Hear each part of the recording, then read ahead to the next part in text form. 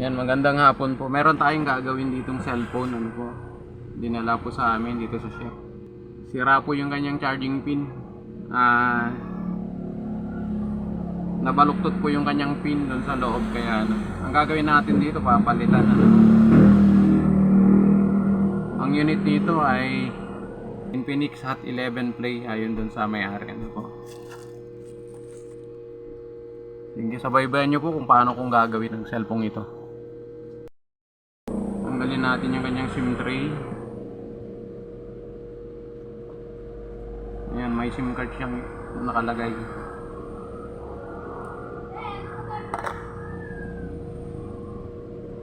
So, sa pagtanggal ng back cover niya, dahan-dahan po kayo dito sa kanyang fingerprint, ano po, kasi nakakabit po dyan sa back cover po yung fingerprint ng cellphone na to, kaya lagi ko yung double check. Ayan, ito yun, no, yung ano na to. Minsan kasi nakadikit siya rito, pag napuwersa po mapupunit po yan, sira. Ayan, gagawin natin dito, buksan lang natin dito sa bandang baba kasi sa charging pin yung ating gagawin, ano, dun sa may charging board lang tayo. Ayan, tanggalin natin tong kanyang takip rito. Ito yung kanyang charging pin, ano? Ito yung charging board nya. So dismantle natin yung charging flex. Ito yun. Tapos yung signal cable. Tapos meron siyang rito sa vibrator, so tatanggalin natin yan. Natin na solder nga yun para tanggal natin na yan. Labas natin yung charging pin. So pangalawa nang mapalitan tong charging pin nito. Nagawa na rin dati kasi lang bumuka ulit. Ayan, gagawin natin ngayon, tatanggalin natin yung old na charging pin. Bumuka na siya. So gagamitan natin ito ng ayan, tanggalan natin.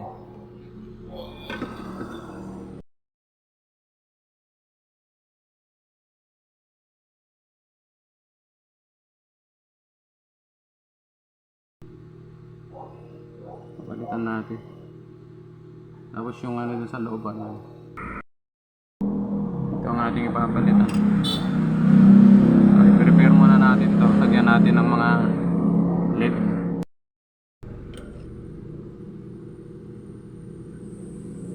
Yan, ikabit na natin nung bago, no?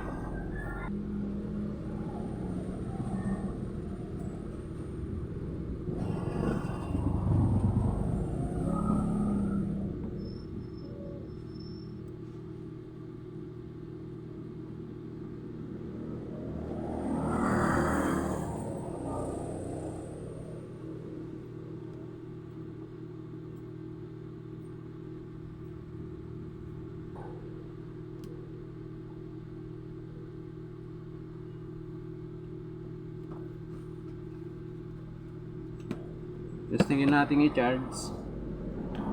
Para malaman natin kung charge siya. Kung okay yung charging nilay natin.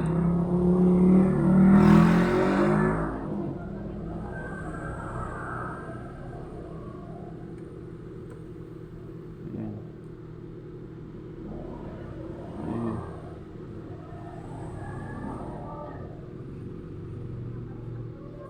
Nakita nyo, mayroon siyang tapos nag-charge na 1%. So, successful ang ating ginawang pagpapalit ng kanyang charging pin. Gagawin natin, balik na natin po ito.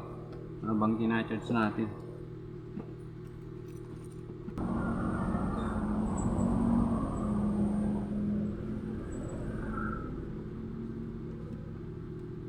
Itong kanyang takip.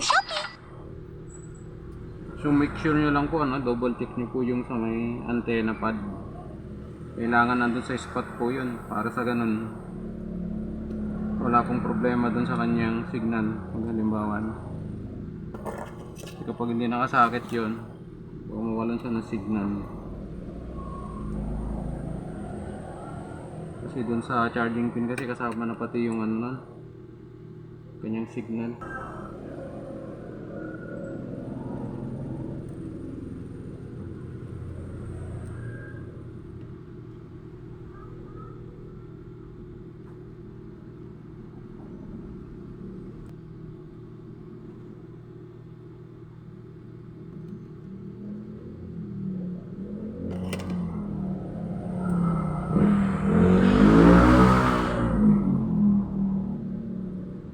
Nag-charge na siya kasi may ilaw siya dito, may indicator ng charging light dito sa bandang taas.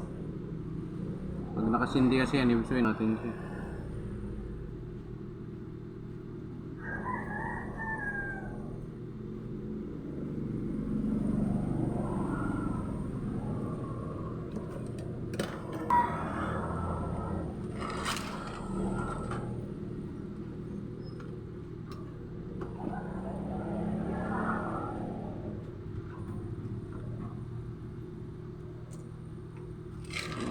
Open.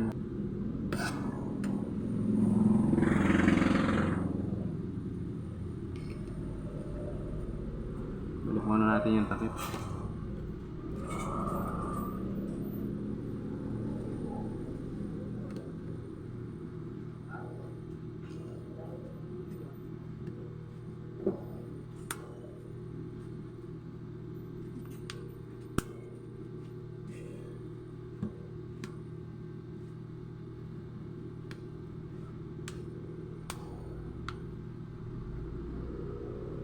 Tapos balik din natin to.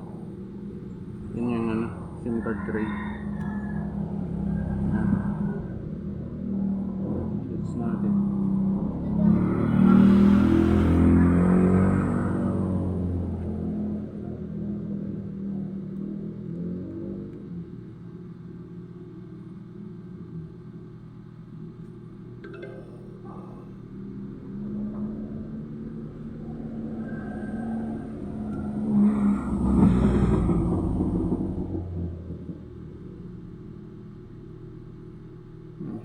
Charged siya. 2% na siya. So wait lang sir, ko lang. Charge lang natin ng konti. Pero okay na yung charging niya.